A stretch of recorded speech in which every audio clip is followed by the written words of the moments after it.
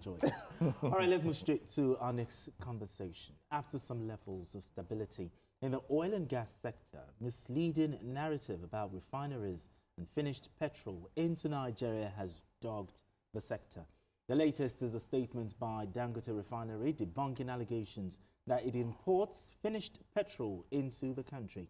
Lending his voice to the issues, energy expert Dan Kunle has condemned decades of government-led refinery rehabilitation in the country, calling it a massive waste of public funds and cautioning against repeating past failures. Kunle argued that meaningful reform in the oil sector can only occur if Nigeria ends its reliance on oil importation. Okay, before we go to Dan Kunle, just real quick, do you agree with what Dan Kunle said on this matter?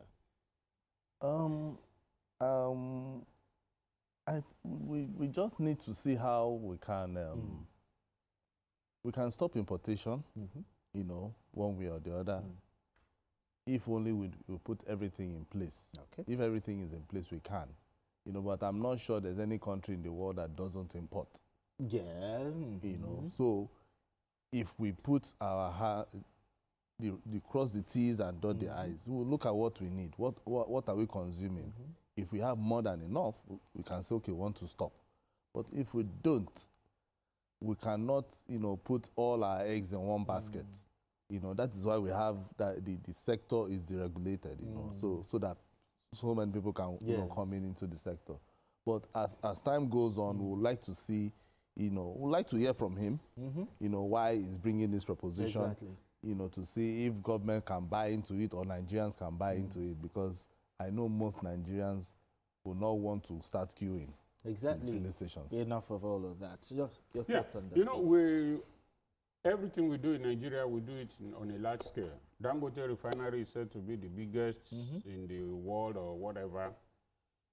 If Dangote can supply what Nigeria needs in terms of petrol, I don't think we need to import again. Because when you import, you are paying in dollars. You are, your foreign reserve or whatever is dwindling. So if Dangote, pressure on, if Dangote can give us that, and we are sure it can, there's no point for us. You don't continue to import what you can produce locally. That is it. And I believe that if we give him the chance, he will do it. Okay. All right. Joining us for more discussion on this is an energy expert, Dan Kunle. Dan Kunle, thank you so much for joining us. All right, Dan Kunle, let's start with the issue of the refinery in the country. What options do we have as a country based on the NNPCL comment? You ask what options do we have. The option is we have a very good option, and the option today is the functional commercial refinery. Let me use the term of David Bird, the merchant refinery located in Lekki Peninsula there. So, and that's Dangote Refinery. That is the option we have today. The second option is to privatize the government-owned refineries and allow maybe some of these importers who have gotten so used to trading and importing sulfur into the country and importing poverty into the country. Maybe some of them should be encouraged from their balance sheet and profit and loss account to go and buy the government-owned refineries. So if they can fix it, that would be second option, so that the attention on Dangote Refinery can maybe be divided to those old refinery being privatized, and then Dangote brand new refinery functioning and giving us sufficient and adequate supply of clean petroleum products across the spectrum. So these are the options in front of us. And I think Bayojulari has done very well by stating it clearly that NNPC henceforth cannot run those refineries as they are today for profit. They will remain big cancer for the country. And I have proposed that Bayojulari, NNPC management and the board should hand over those refineries to the National Council on Privatization for full-fledged privatization exercise to take place. If this has been done in the last 2 years, by now, we will have known the new owners of those 3 refineries. But you can see Nigeria. The bureaucrats and government leaders will just continue to talk, massaging the table and the chair, and they never take actions. That's why the country is in this state. But the only person who have acted appropriately for us in this country is Dangote.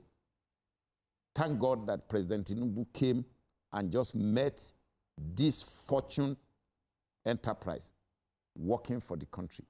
Otherwise, it will have been another story. There will have been no option by now more than importation, which will have been importation of poverty. Okay. So, thank you. So how will you react to the issues of risk raised by some Nigerians and marketers for Nigeria to rely only on Dangote's refinery for the country's petrol needs? Well, thank you very much, my brother Asuko. You see, there is always this fear that because it is one refinery that is functional, therefore all our egg is in one basket. In this case, Nigeria egg is not in one basket. Dangote refinery is designed in a way that it can function without one unit. It's interdependent and at the same time independent, the way it is chained together. They are integrated in a way that one unit can be decoupled to stand alone. Another unit can be decoupled to function at that level. So it's not that the guy just designed a refinery that is rejacketed, that once something goes down, the whole place will be shut down. No, nobody will be so stupid to do a thing like that. That is why it's a successful entrepreneur. So the fear which is being fueled and being stoked by the importers is that they want to create fear. They want to intimidate the authority to say, please still open this window. Let us import more junks into the country from Togo or from wherever. So that fear has to be removed. Where this refinery, if you go there today, the CDU, the crude distillation unit, or the catalytic fluid cracker unit, may not be working as we are talking, or working partially. Okay. But the refinery, refining diesel, AGO, all other products are working. They are all working with intermediate raw materials. So we are talking today, Dangote refinery is able to deliver over 50 million liters per day to the storage tanks. And if you are loading efficiently, they will be loading close to 2,000 trucks per day. So I don't see where that fear is coming from than the importers who are pressurizing government, who want to intimidate government, and who want to make Nigerians to believe that importation is the second option. In this case, no. I wrote an episode recently, maybe about 4 days ago. If Nigerians still have time to read, because I know many Nigerians don't read anymore. They prefer to carry this thing and watch video on YouTube. So I said that the end of import regime is here. And with all calculations and scientific data available at my disposal, this is the end of importation regime in Nigeria.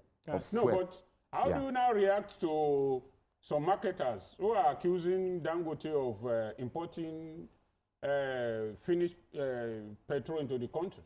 It's natural. Natural for him to import? It's natural. No, it's natural for those importers to react the way they are reacting. It's just natural. That is nature for you. They want that old regime to continue. But what we should ask is, what is their capital formation of their business? If you are importing, import is very sweet.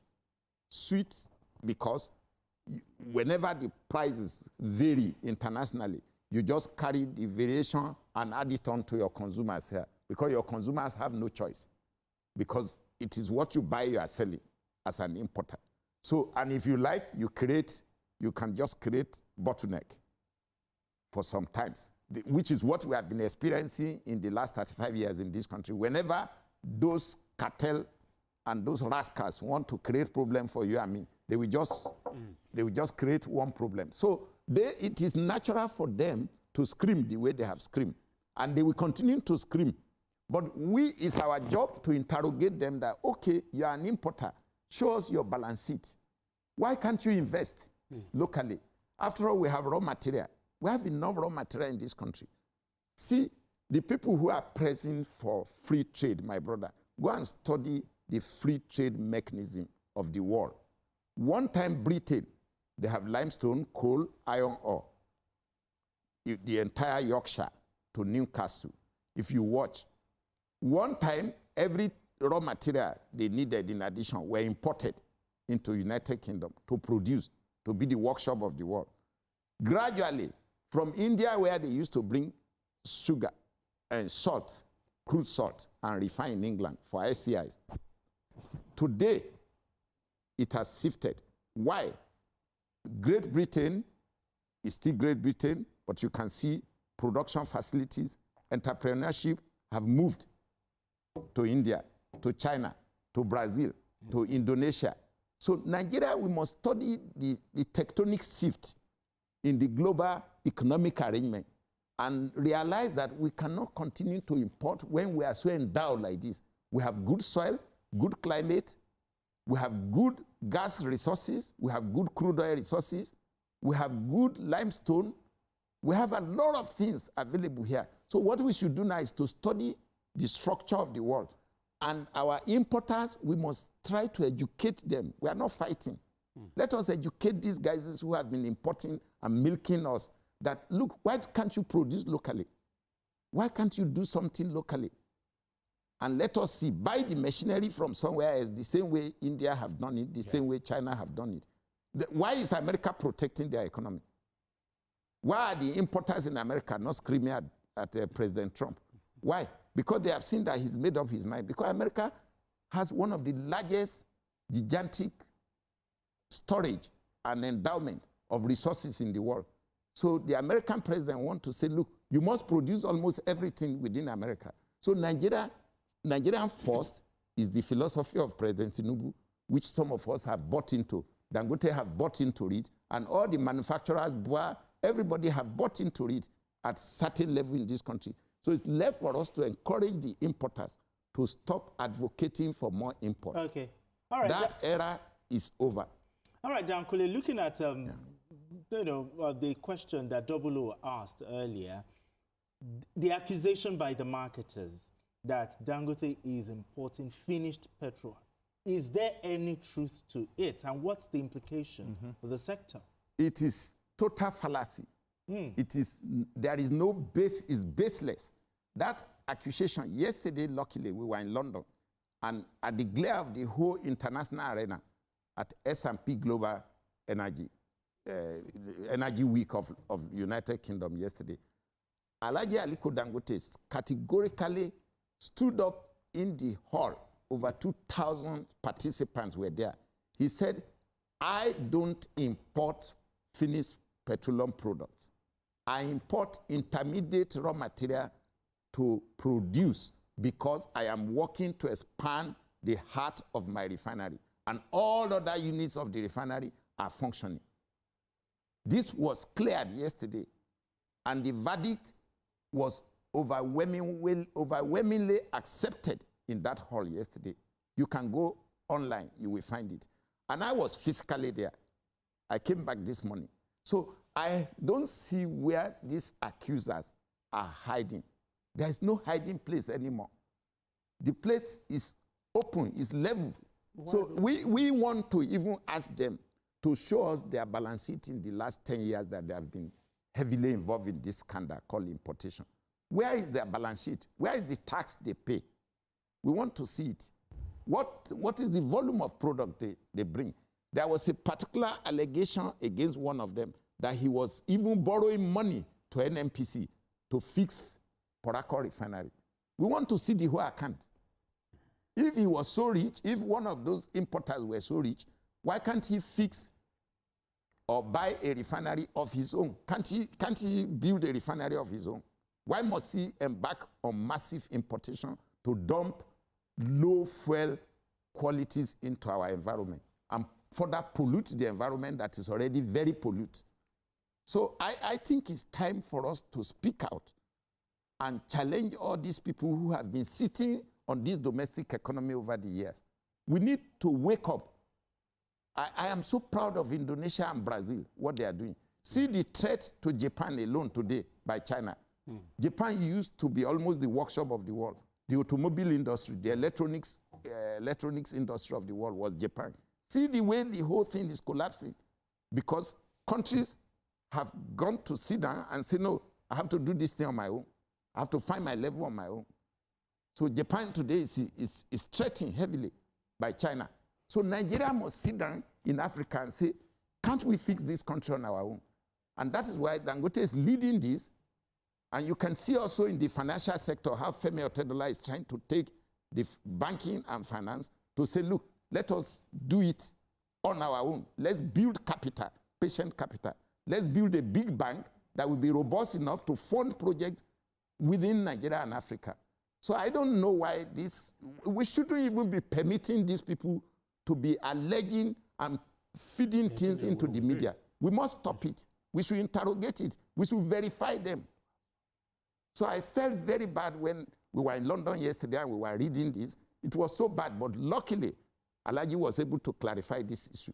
And that's why I'm amplifying it, and I thank you for facilitating for me to be here today. Okay. I'm very grateful. Okay, so given the existing domestic refining capacity in Nigeria, under what conditions should Nigeria still be importing fuel? Because I know that we can't just put all our eggs in one basket. So, because that is my belief. Under the condition that the regulator will come to table. A regulator is not to be hostile to operators. A regulator is to babysit and nurture the industry he's set up to regulate. Because Nigeria was command era economy in the past. Government was everything. Everything was vertical. Now that we have flattened out the economic structure of the country to private sector. So the regulator now stay on top there to help to babysit all these new industries that are emerging from deregulation. So the regulators should give us the numbers, import volumes, daily consumption, manufactured or what you call refined capacity and refined volume, storage.